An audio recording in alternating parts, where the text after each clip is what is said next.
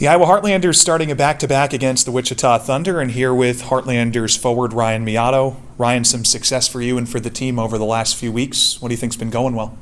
Yeah, you know what? I think a lot of it, our team's really going right now. We're really buying into what Dames and Schmidt are saying, and we're just looking to keep riding this wave. When you talk about riding the wave, defensively is a big part. Offensively seems to be going well. What about, let's start with the defense. What do you think defensively has gone well for this team? One of the biggest things we're getting good at is our tracking back. We're working hard back. We're not giving them much time and space on rushes, which is a big factor in our success so far. Offensively, you've been able to have some success. Let's talk about last game. You scored your third goal of the season, fourth goal as a professional.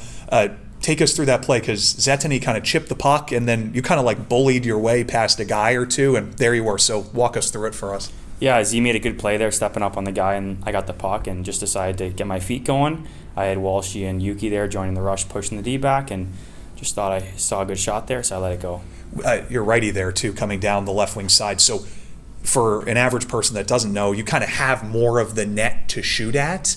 What was when you're coming down, if you were on the opposite side, is there maybe more of an inkling, depending on the situation, of course, to pass versus, hey, I can really step into this one, put it anywhere you want? Yeah, I would say definitely when you're stick to the inside, you have more of an opportunity to shoot just because of where the puck is. And if I was on the other side, yeah, maybe I would have found Yuki or Walshy there. Again, here with Ryan Miotto, again, the Heartlanders and the Wichita Thunder. You had a little bit of a dip in the ECHL last year with Wheeling.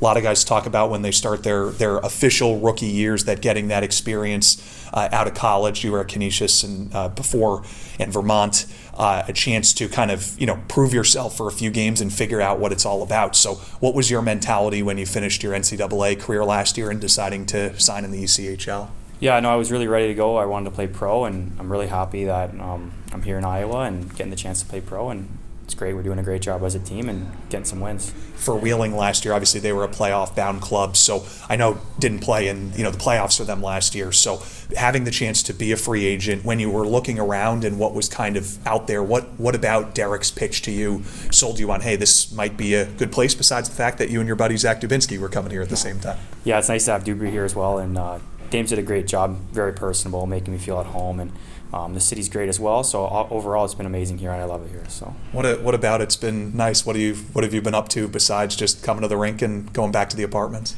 Sometimes I like to try. I'm Canadian, so we got some new foods to try: Raising Cane's, Chick-fil-A, all this kind of stuff we don't have back home. So nice to try it and celebrate after a win or something.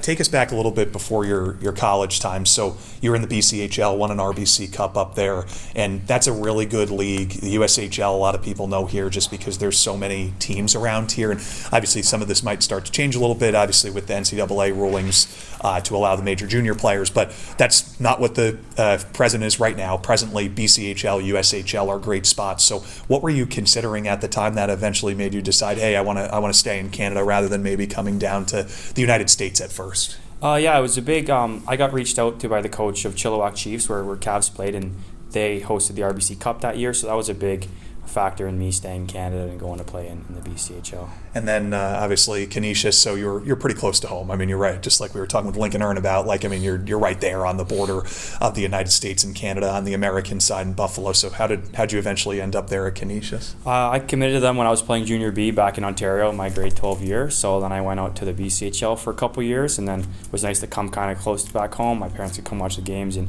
we had good success there at Canisius and very good memories. Appreciate a few minutes, Ryan. Thanks again. I know the fans always like to get a little bit of the 5-minute heads up on where the players are from and why they're having success. So thank you again. Yeah, thank you guys.